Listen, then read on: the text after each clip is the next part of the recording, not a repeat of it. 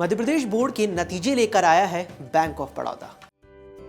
MP board के 10वीं और 12वीं के परिणाम मुख्यमंत्री मोहन यादव ने घोषित कर दिए।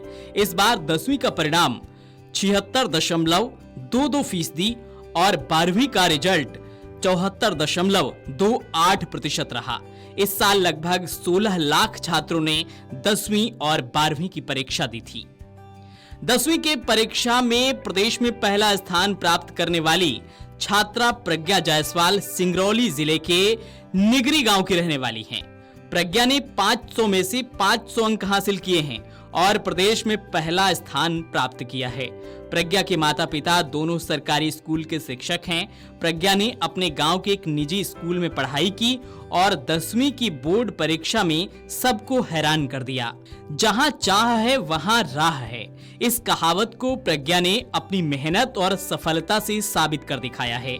सिंगरौली जिले के छोटे से गांव निगरी की रहने वाली प्रज्ञा के पिता सरकारी स्कूल में शिक्षक हैं। एक साधारण परिवार से आने वाली प्रज्ञा ने जब बोर्ड परीक्षा में सफलता हासिल की तो वह पूरे प्रदेश और देश के युवाओं के लिए प्रेरणा बन गईं।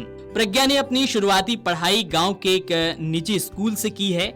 वहीं बिना किसी ट्यूशन के उसने 10वीं की बोर्ड परीक्षा में प्रदेश में पहला स्थान प्राप्त किया है और प्रदेश का नाम रोशन किया है। अब प्रज्ञा का सपना है कि वह IAS अधिकारी बने। प्रज्ञा ने कहा, हमें आगे IAS बनना है।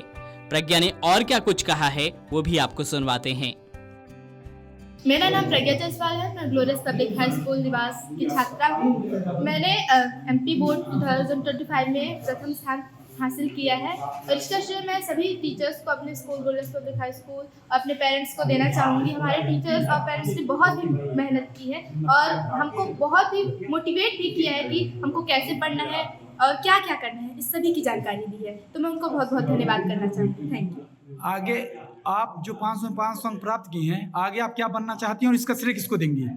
सर, मैं सिविल सर्विस में जाना चाहती हूँ और हमारे पेरेंट्स ने हमको ये राह दिखाया है कि तुम ये कर सकती हो। हमको कभी फोर्स नहीं किया है कि तुमको यही करना है, बल्कि उन्होंने एक केवल राह दिखाई है कि अगर तुमको ये करना है तो तुम कर सकती हो।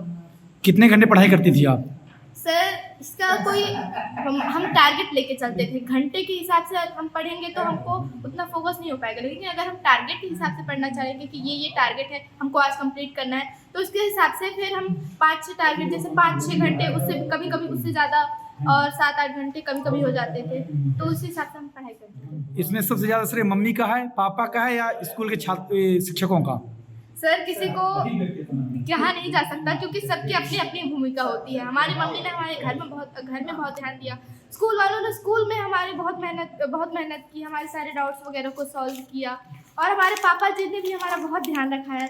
तो मैं किसी एक को तो अपना क्रेडिट नहीं दे सकती, सभी का बराबर योगदान है। सर, ये जो 500 में 500 अंक मिले हैं आपको, 100% रिजल्ट, तो क्या उम्मीद था आपको? सर, इतनी उम्मीद नहीं थी, लेकिन सभी की मेहनत का फल है कि आ गए। सर, आपके कठिन परिश्रम से ये शानदार सफलता मिली है। अब बैंक ऑफ बड़ौदा की शिक्षा ऋण के साथ बनाए अपने भविष्य को उज्जवल।